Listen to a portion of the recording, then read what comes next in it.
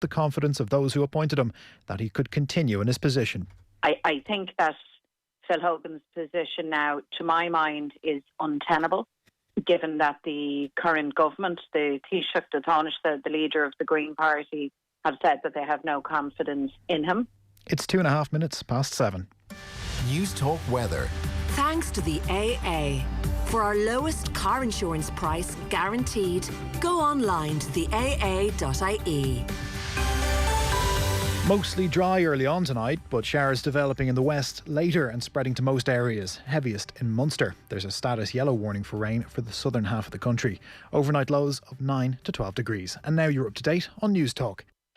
The Newsround on Off the Ball. With Gillette, we don't just play the game, we change it. Gillette, made of what matters. This is News Talk. Yeah, you're very welcome along. We're going to have Simon Cooper with us this evening. He is, as things, just by chance, as things stand, currently writing a book about this Barcelona era, and he now has his ending. We'll be talking to him about Lionel Messi. Dermot Corrigan will join us from Spain after 9 o'clock. We'll also, on the football show, chat to Stephen Ward. He is on the move from Stoke to Ipswich for the season ahead.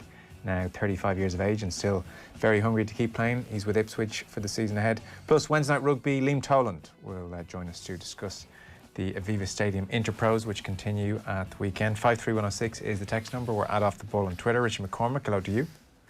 How are you? Very well. And Will O'Callaghan with us as well. Hello. Evening, lads. So there is much going on. Let's kick off this news round, Richie, and we'll get stuck into it with thanks to Gillette. We don't just play the game, we change it. Gillette, made of what matters. And the fallout from Barcelona continues, needless to say. Yeah, Lionel Messi's request to leave Barcelona has increased the pressure on those calling the shots at the Camp Nou. Club president Josep Bartomeu last night denied that he had tendered his resignation, but a board meeting was called in the wake of that burofax. There have been calls for Bartomeu to step down after Messi informed the club that he wanted his contract terminated.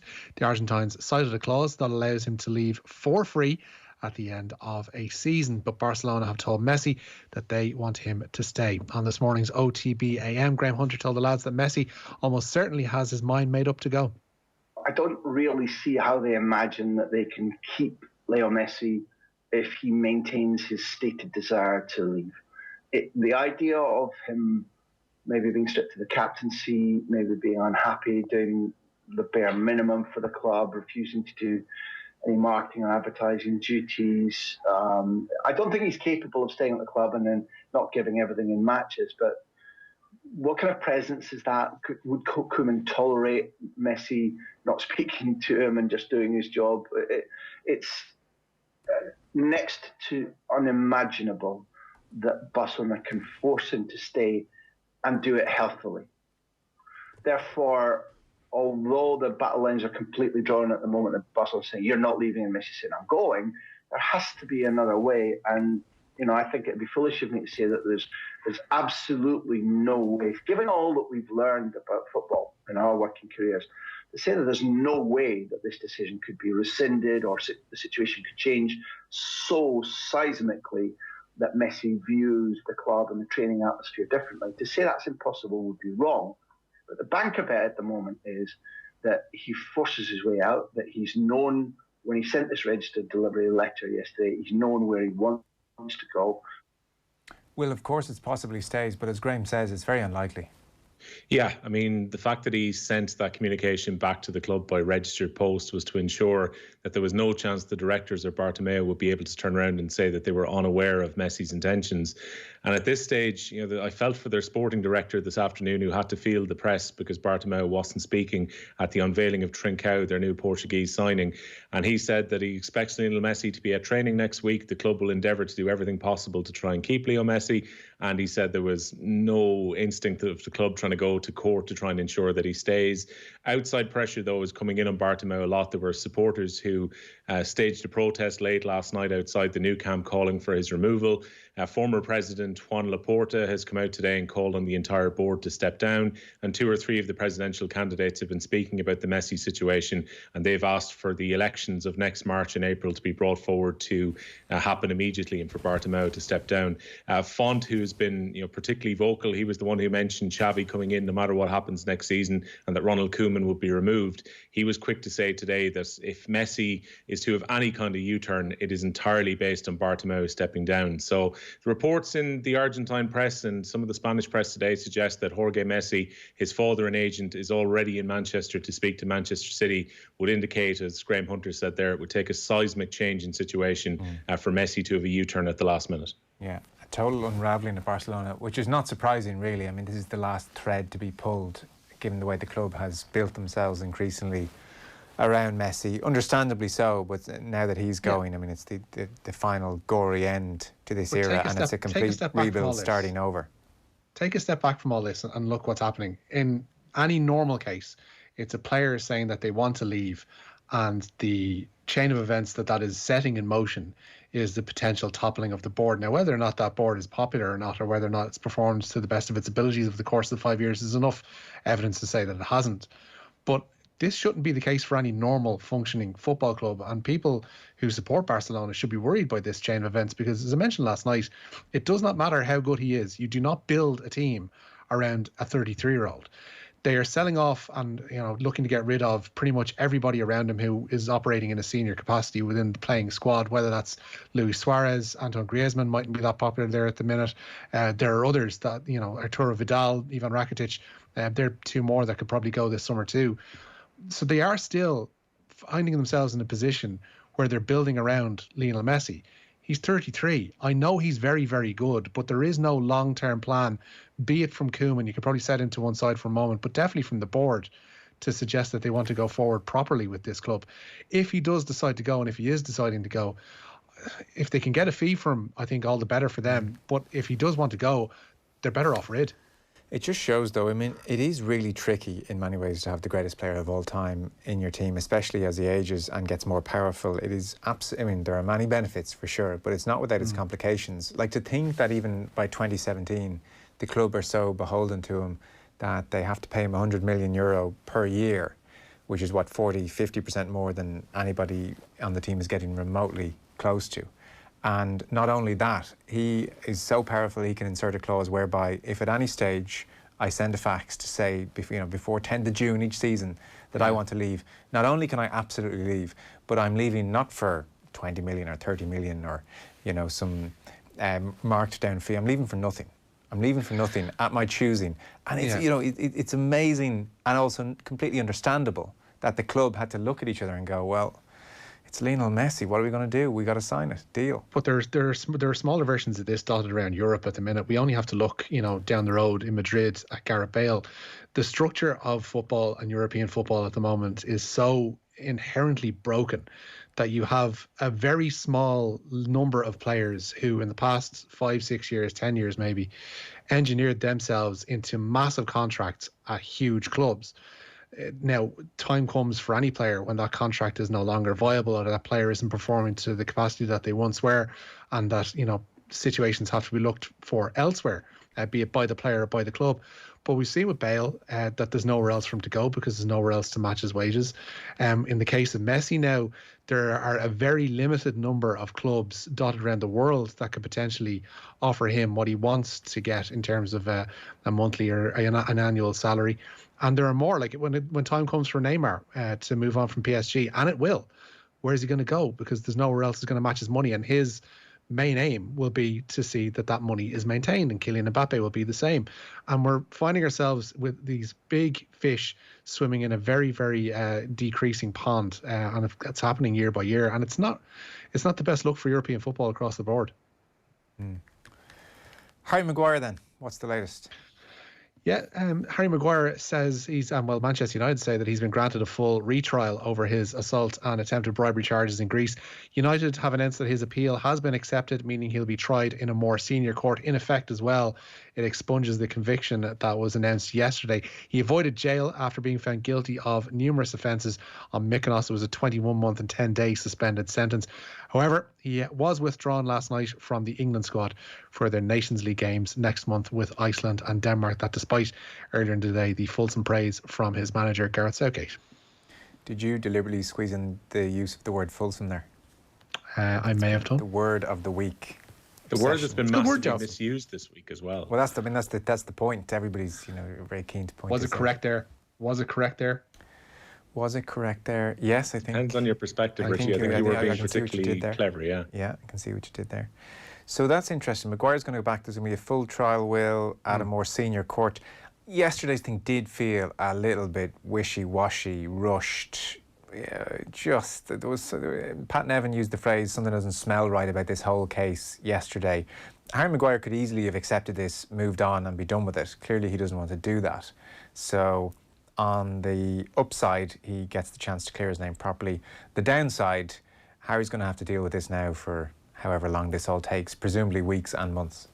Yeah, I mean, he seems extremely determined to get his name cleared over this. As you say, he could easily have accepted a suspended sentence, get back to England, get back to playing his football, and he could have played in the Nations League in a couple of weeks' time and then been back for the start of the Premier League for Manchester United later next month. But I would imagine that Manchester United will probably excuse him from first-team duties for the next month and probably the start of the season if he's still fighting this, particularly if he's getting ready to go to a court in Greece, because I would imagine that second time round for what's effectively an appeal, he'll want to be in court as opposed to being tried in absentia as he was yesterday in that case. And as we mentioned last night, there's just so many inconsistencies on both sides of the narrative. It's not like you've got two stories here and the truth seems to sit somewhere in the middle. It's either going to have to be a case of the police are 100% telling the truth in terms of what's happened, or Harry Maguire's account, which includes the possibility that his sister may have been injected with some kind of date rape drug. And then there was all sorts of shenanigans in a car with police who weren't necessarily dressed up as police, and he wasn't sure that they were actually officials. It's one side or the other on this, and it's going to be very interesting to see how it proceeds. I think we were thinking last night there was a very good chance he wasn't going to play in those Nations League games, which to me makes it all the more curious that he was included by Gareth Southgate in the first place. Like you said last night, Joe, I can understand standing by your man and innocent until proven guilty, but I just think when it came to these two games, he would have been better off to leave Maguire out in the first place and then bring him in if the court is, concluded in time, which was always unlikely to be the case ahead of the Nations League games anyway. Yeah, Rich Dundalk. Yeah, Filippo Giovagnoli officially unveiled today as their new interim head coach. The Italian replaces Vinnie Perth, who stepped down last Thursday. Giovagnoli took training for the first time yesterday and, speaking to Dundalk FC TV, admitted to being an outsider in the game, but one determined to do a good job at Oriel Park. I was a manager in a lower level, but I was a manager. So at the end, if you know soccer, if you know what you're doing, which I believe I do, then for me it's just a different challenge. And I know this is, is a big challenge because I am in another country and I have a lot of, people are skeptical if the word is good to say, but I'm taking this challenge. I'm not afraid. I want to just work hard with the players. And when I become part of a club, this is how I think. This is how I build the culture in my academy. Then it's becoming my family. And if it's becoming my family, I'm gonna fight like really hard to do well. And to make sure that even players develop, they do good, and I wanna make them better. And of course I wanna win games. Because they hired me to win games, and I'm gonna do everything is possible to do that. But also, I want to play good soccer. I want to perform. I don't want to just win gamble like games. No, I want to be organized. I want to have a structure, and the structure has to be inside the field, has to be outside the field, and achieve the objective that the club is asking me through. A performance, a style, a clear style, right? First time we've heard from him, I've seen that, well, I've heard that clip clearly, and there was another one earlier on where he acknowledged that fans had every right to be sceptical over his appointment. I mean, I'm sure that scepticism continues, Richie, but you've probably watched his full interview. In fairness to him, he did show a fair degree of humility and understanding of the concerns over his appointment and speaks reasonably well without sounding like a total spoofer as well. Yeah, he held his hands up in that interview and it was really, really good. It was about, I think, 17 minutes of it in total. And he held up his hands and basically said, listen, I understand why people might be a bit worried about me coming in, and they have every right to be worried because they're seeing their club change hands, and change of management at any club is a big deal. But he has, as you mentioned, enough humility to be taking this thing head on. And he comes across as very likeable. Very likeable. Very, I mean, very likeable. I was all set to have this guy be an absolute madman, but he came across okay. It's been a point made by a few people online. John O'Sullivan, ex of Limerick and Cork, has made this point. Whatever happens from here on in and the end of the season, he can only be there for a certain amount of time because he only has an A licence. He doesn't have a pro licence. So they do need somebody in there alongside him. I think Shane Keegan might be that man to kind of hold his hand through the next while. So he's only there for the short term, it seems. And at the end of the day, if he is thrown an opportunity like this, given the position that he's come from, he's not going to say no. He's not an idiot.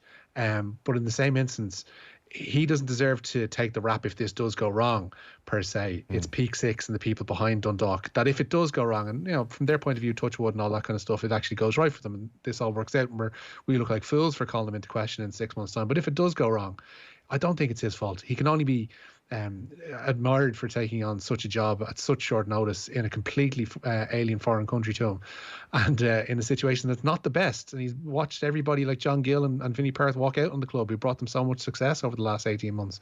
And he's taken on this club that have not fallen on their backside, but they've stumbled a little bit over the course of the last 5-6 weeks. And he needs to get them back up and running, and if he does, all power to him. So live football this evening?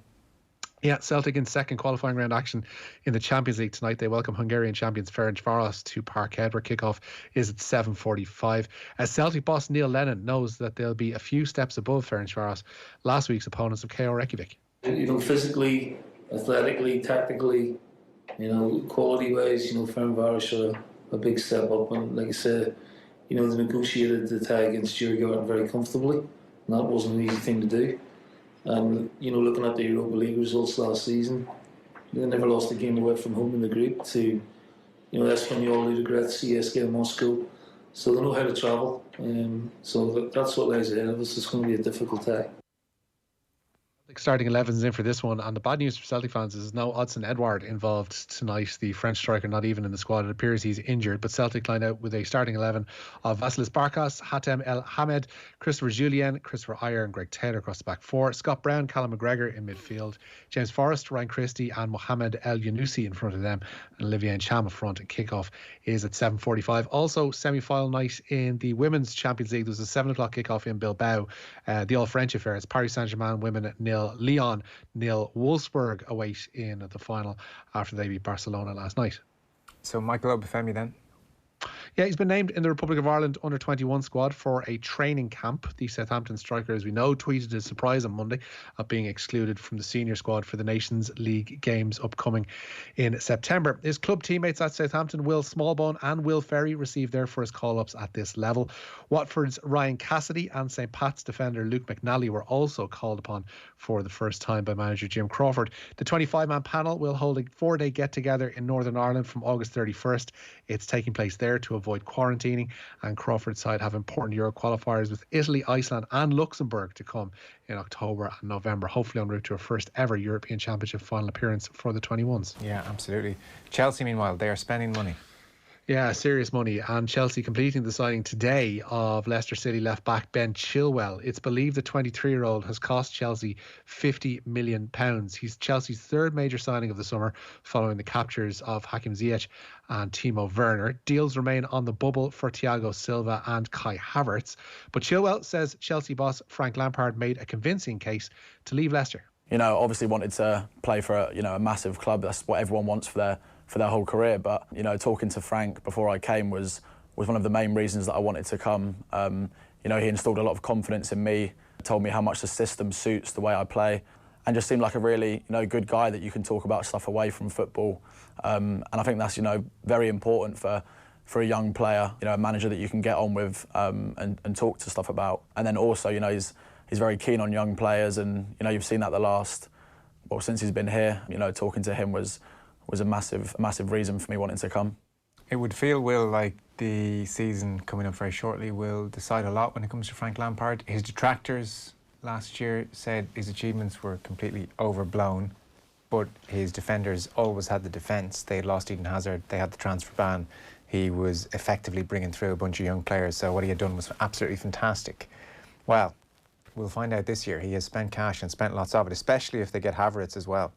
Yeah, I mean, they've spent 2 seasons worth of money so far in the first few months of this transfer window, and finally they're now addressing their defence after bringing in a lot of attacking players. If Kai Havertz, who is one of the most exciting attacking players in the world, comes in, he's going to add massively even to Timo Werner's addition, and Hakim Ziyech coming in to add a bit of pace on the wings. You would imagine that Kai Havertz will probably slot in naturally as a number 10 and will hugely boost their attack, but Chilwell is their first signing in terms of defence, and defence is where their problem was last season, Joe. They were the biggest conceders of goals in the top half of the table, and they have to try and find a way to improve upon that for next season. Thiago Silva looks like a short-term patch-over job, given that he's 35 years of age, but he's been the captain of Paris Saint-Germain for the last 8 seasons. He's played at an elite level in Europe for the last 12, 13 years, when you take his time at AC Milan into account too. So you would imagine that he's just a number coming in to help out, and there's no doubt that Ben Chilwell, who had a really good season for Leicester last year, both in terms of defending and also getting forward and setting up attacks, he is an upgrade on Mikel Alonso at left back, and slowly but surely they're improving positions. But I would still think there's a bit of spending for Chelsea to do. They probably, in an ideal world, would like to replace Kepa in goal and probably even get in 1 or 2 more defenders on top of what they've done so far. Yeah. Richie, last story. Yeah, better news for Leicester. Jamie Vardy signed a new contract with the club. Last season's Premier League top scorer with 23 goals will remain at the King Power until June of 2023. By that time, Vardy will be the grand old age of 36. While Munster have ruled out signing short-term cover for the injured RG Snyman, the Springboks' second row will be out for at least 6 months after suffering an ACL tear in Saturday's defeat to Leinster. Tadhg Beirne, though, is in contention for this week's meeting with Connacht. The Ireland forward hasn't played since December when he sustained a fractured ankle. Fineen Wycherley is also back in the mix for that game at the Aviva. And the Camogie Association today confirmed that this year's Senior Championship will begin on October 17th and 18th. The Senior Final will be held at Croke Park on Saturday, December 12th. Should a replay be required, that will come 7 days later. Very good. Richie, thank you. Will, thanks very much. So we're going to have the great Simon Cooper with us very shortly. He wrote Football Against the Enemy, way back when, been with the Financial Times ever since, and was in the midst of writing a book on this great Barcelona era, and he suddenly has his ending. We're going to talk to him next. The Newsround on Off the Ball. With Gillette, we don't just play the game, we change it. Gillette,